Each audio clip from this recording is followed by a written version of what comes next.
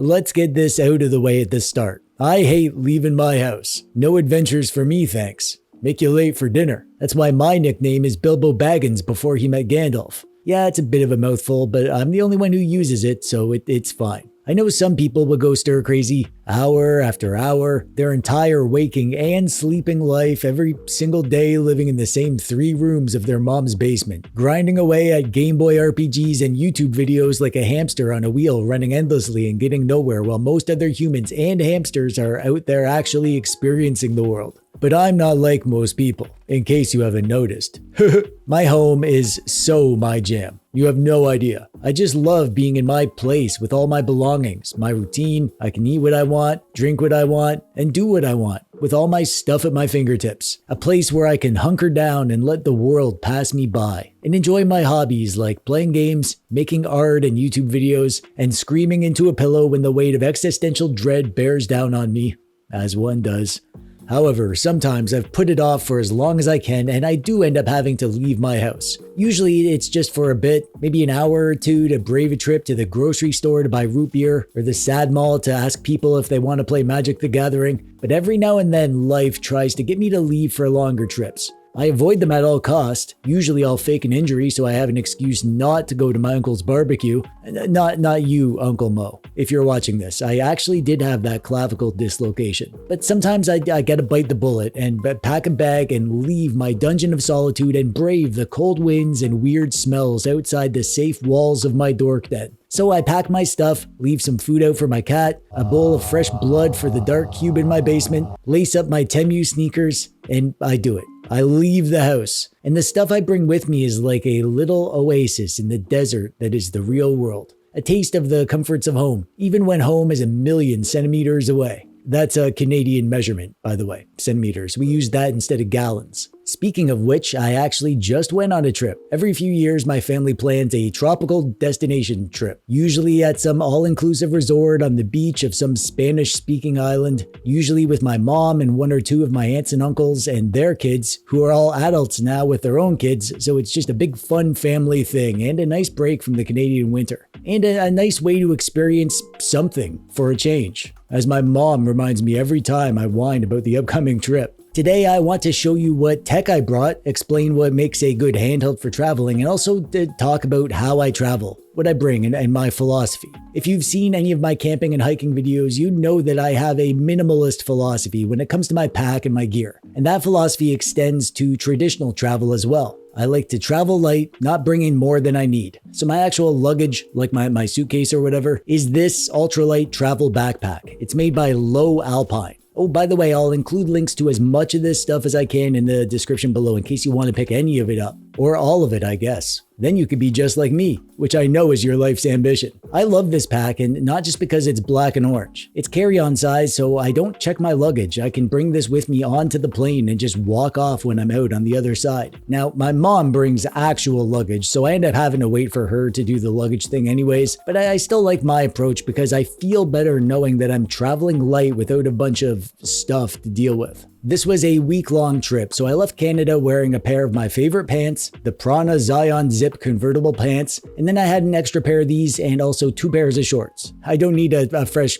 change of shorts every day. When you travel minimalist, some sacrifices need to be made. For shirts, I'll probably bring 3 or 4, but always 2 of my shirts are lightweight synthetic style shirts that could easily be rinsed out and dried if I end up spilling too much buffet food on all my shirts, which is a real danger when you give me unlimited trips to the nacho bar. I'll also bring some tank tops that I can wear as undergarments or beach attire, and I bring a full week's supply of underwear, because fresh undies are always worth the wait. Since it's winter here in Canada, I'll be wearing a sweater and some sort of hard shell coat over top when I leave, and I'll need it to change into when I get back to Canada, but also that's extra stuff that I can wear if I get chilly or find myself in a rainy situation. And I'll usually leave Canada in shoes but pack my sandals. And this is a bag of candy, just to make sure that I get all the important sugars and food coloring additives that my body needs. I'm a bit of a health nut, in case you haven't noticed. And then I have my toiletries bag, which is just a name. It doesn't have an actual toilet in it. It's just a bunch of stuff like my toothbrush and some toothpaste, some floss picks in this little dispenser, some old man ointment because I'm 40 something, some deodorant, and my retainer.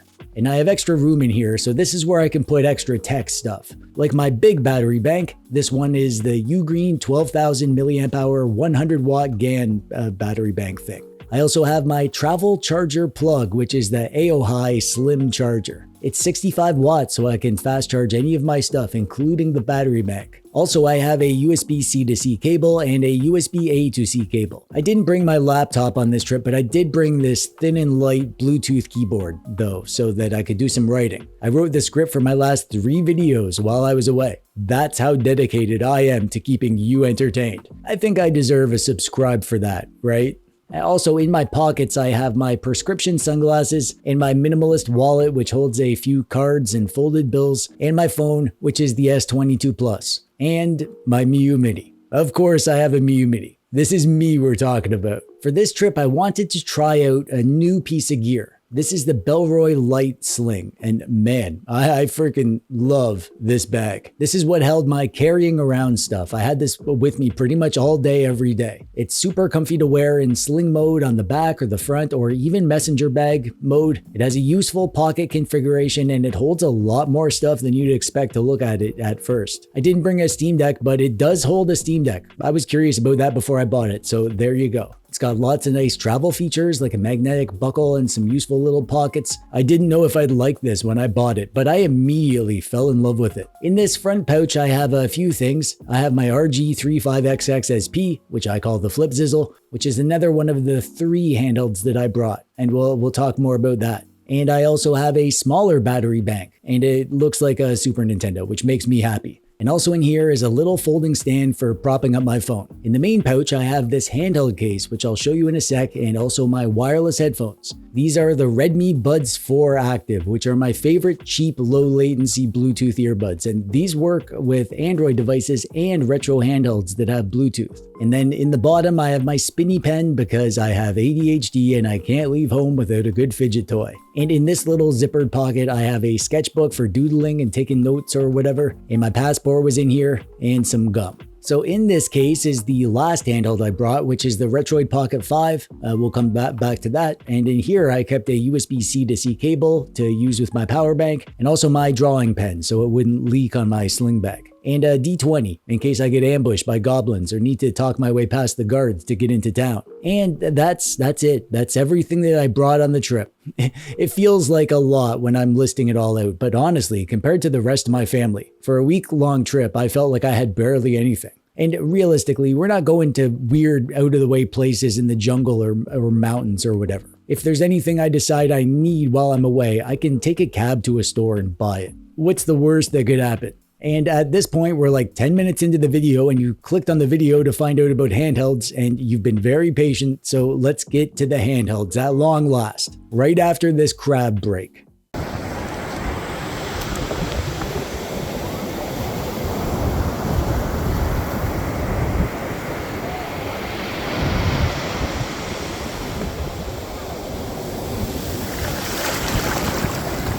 Generally, when it comes to travel, just like with my other gear, my philosophy is to take a small amount of stuff, maybe even just one device that can serve multiple purposes. However, since there are different situations where you'd maybe want something smaller versus bigger, I think it's fine to consider bringing 2 or even 3, as long as they fit within your pack budget. Let's start with the one that did not end up working well for me. That's the Flipzizzle. I barely touched this thing on this trip. Don't get me wrong, I love the Flipzizzle to bits and I use it all the time, but in this scenario, I found I didn't really need it. Actually, I was looking through my footage and I realized I forgot to get any footage of me playing this thing. I think I fired it up like 2 times and only played for a few minutes. When I have both a larger, more comfortable high-end device for high-end stuff and also a super pocket-friendly small doodad that can live in my pocket and that I can use for simpler games, there's really no need to have a middle device. If I was only bringing one device, yeah, maybe the Flipzizzle would have been great, but it didn't do anything better than either of my other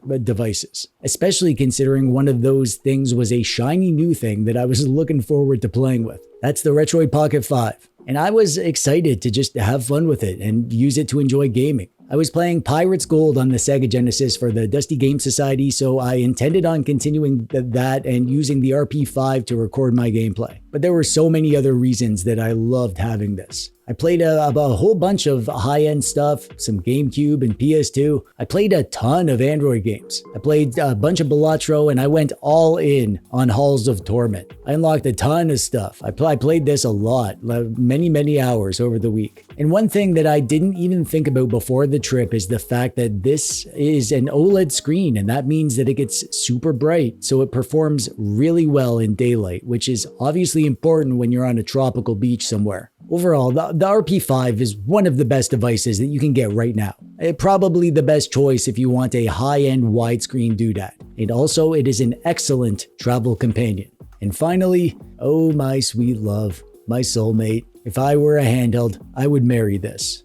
Heck, I still might. I'm pretty sure that's legal in the maritime provinces. Of course, it's the Miyoo Mini. If you're familiar with my channel, you know I'm nuts about the Miyoo Mini. This thing lives in my pocket all day, every day, and it's always with me everywhere I go. You'll never see me without it, and this trip perfectly solidified why. There were so many times that I found some downtime and I could just whip out the Miyoo Mini and play for a few minutes or more. I started a Gameboy game called Great Greed, and it was a perfect fit for this trip. And also, Gameboy games are just really good on a device like this when you're out in daylight, because the Miyoo Mini isn't a great device in broad daylight. However, Gameboy games are more simple in terms of graphics with nice big text, and I chose a color scheme that had high contrast, and I have a matte screen protector on my Miyoo Mini which helps with glare, so I found I could even play this out in broad daylight and manage totally fine. I don't get to see the ocean very often. I've only seen it a handful of times in my life, so even just swimming in the big waves and walking along the hot sand was enough for me. There were some local shops and restaurants and stuff along the beach. It was a kind of touristy place, not so much an exotic adventure kind of trip, more of a relaxing vacation kind of trip. Lots of sitting around, lots of eating and drinking. I don't drink booze, but I was drinking lots of coffee. They had a coffee bar and I was downing the Americanos all day. The coffee bar guy knew me by name. I swear he got like 75% of my tip budget for the trip. And really, I was just unwinding, resort style, where you don't have a care in the world.